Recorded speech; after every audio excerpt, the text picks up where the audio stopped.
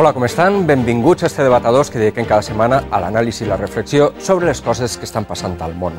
51 cooperants espanyols han estat segrestats durant els últims anys i això obliga a formular-se algunes preguntes.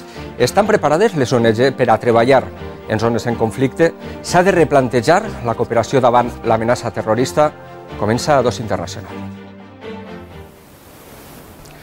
La mort de 3 metges espanyols a Ruanda el 1997 o el segrest del valencià Antoni Mateu a Sierra Leona un any després foren contundents avisos de que cada dia el treball solidari a l'estranger era més perillós. Fa unes setmanes l'alliberament d'Albert Vilalta i Roque Pascual, segrestats al Sahel durant 9 mesos, ha posat una altra volta en primer pla la seguretat dels cooperants. Vilalta i Pascual són els últims dels 51 cooperants espanyols segrestats des de mitjans dels anys 90. El seu cas ha qüestionat iniciatives com la caravana solidària de la qual formaven part quan els segrestaren. Per alguns, aquestes caravanes són massa arriscades. A més, consideren que hi ha que procurar que la logística i fins i tot l'ajuda siguin del mateix país receptor, que d'eixa forma desenvolupa també els recursos propis.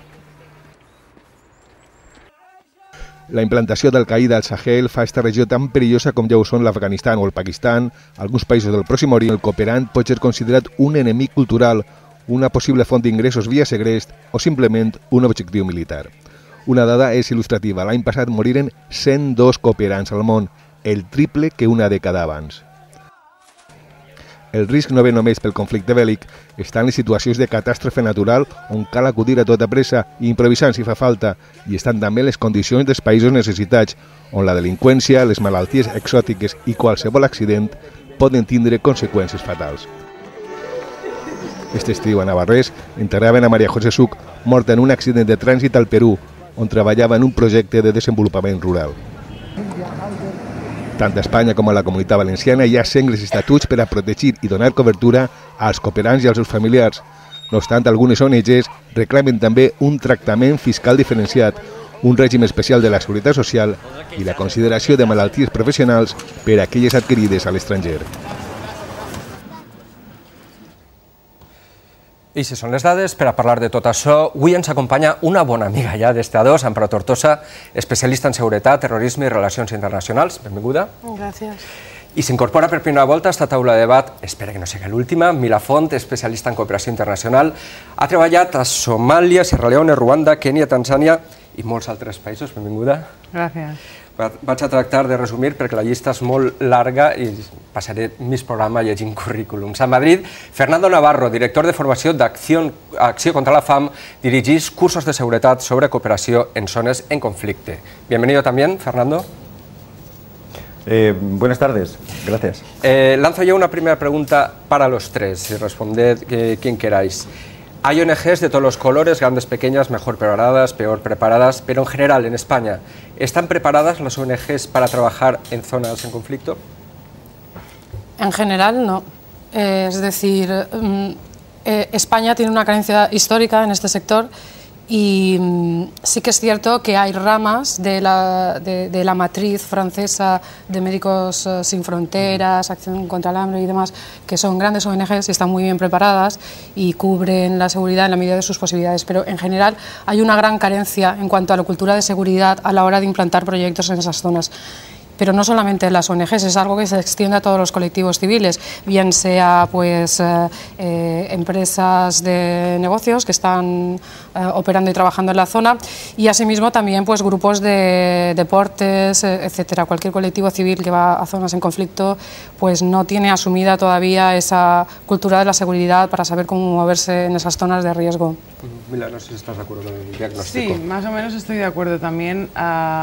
Yo creo que también eso se puede explicar por un poco el histórico de las ONGs en España, que ha sido sobre todo en países de Latinoamérica, en algunos países concretos de África, pero realmente no ha habido un histórico de mucha actividad en países en conflicto. Y es cierto que en los últimos años la situación se ha agravado en algunas zonas y ahí es donde se está trabajando ahora y se están sufriendo esos ataques y esos problemas de seguridad.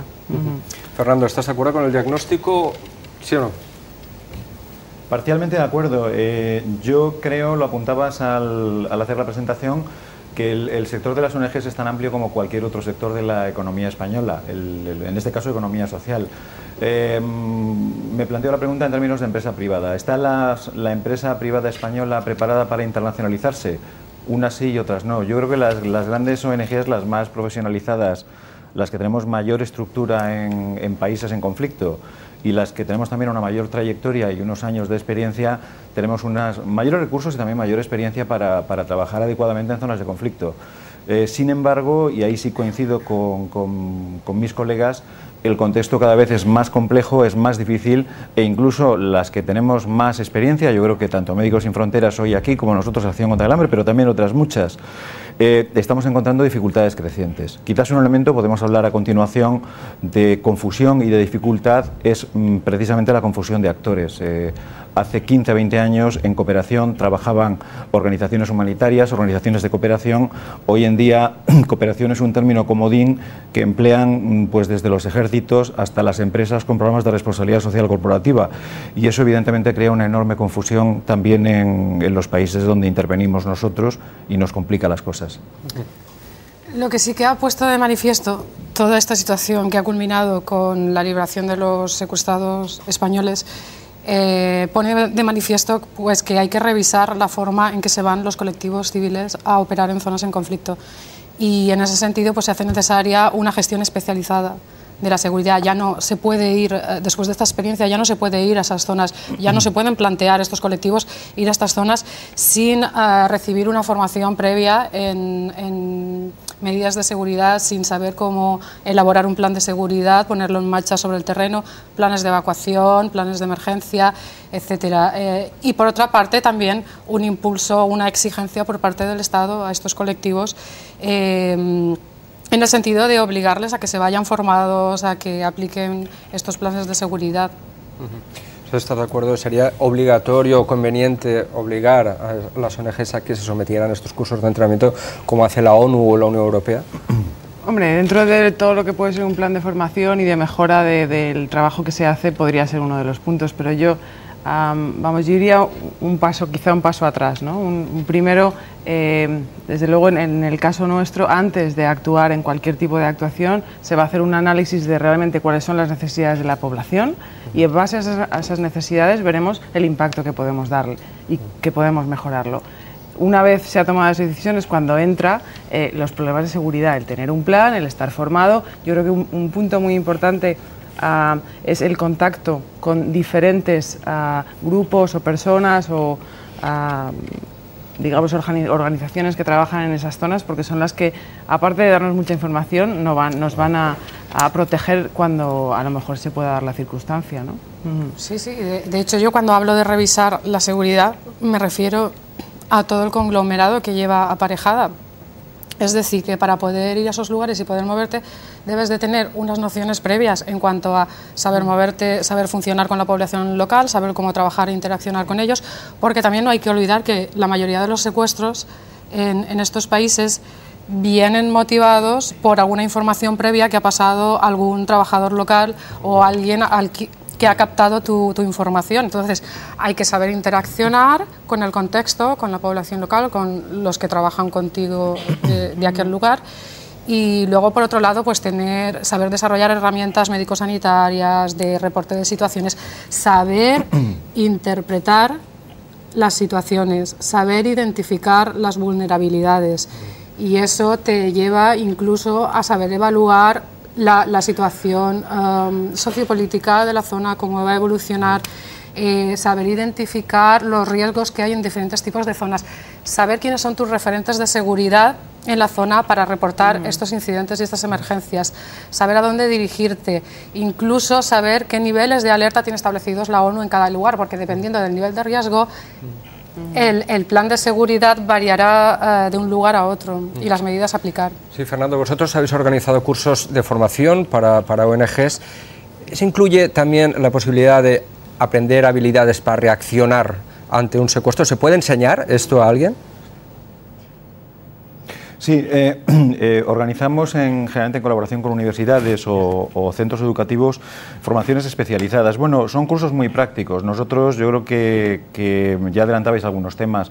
La gestión de la seguridad no pasa tanto por aprender, no sé, defensa personal o una determinada llave, que no son, desde luego, los cursos más indicados no son esos, sino más que nada una defensa preventiva. Saber analizar la información. Yo creo que Amparo Tortosa daba mucha información, cómo se diseña un plan de seguridad, cómo se diseña un plan de evacuación, qué hacer ante ciertos niveles de emergencia. Son cursos prácticos y yo creo que muy necesarios, siempre lo han sido, pero especialmente hoy. Cursos, yo quiero insistir, abiertos no solo a las ONGs, que quizás somos los protagonistas más activos y las que habitualmente estamos en contextos más difíciles, sino cada vez más a un número creciente de personas que bien con otro tipo de organizaciones, probablemente lucrativas o otro tipo de fundaciones, o directamente a través de programas de turismo o de aventura o como queramos llamarlo, deciden libre y voluntariamente asumir unos riesgos que en principio son personales pero que son importantes. Yo recomendaría a cualquiera que decida salir a contextos difíciles que se prepare bien, y la formación es un elemento importante. Desde luego no el único, hay otro muy importante que es el sentido común y la capacidad de escucha y análisis, sobre todo escuchar a los nativos del país donde estamos trabajando. Yo soy valenciano, hace ya tiempo que no vivo en Valencia, pero sé perfectamente cuáles eran las zonas, por lo menos cuando yo era joven, tiempo atrás, cuáles son las zonas menos recomendables de Valencia para moverse en fallas, por poner un ejemplo muy concreto. Pero lo sé porque soy allí y me he criado de allí. No lo sabe quizás un primo mío madrileño. Claro. El ejemplo es un poco tonto, pero yo creo que gráfico. Sí, me comentaba Mila mientras tú hablabas que ella también ha hecho cursos de formación para responder ante un secuestro. Después has trabajado en Somalia, Sierra Leona, Ruanda, probablemente los escenarios más peligrosos que puedo imaginar. ¿Sirven de algo después estos cursos o no? Yo la verdad es que, pese a haber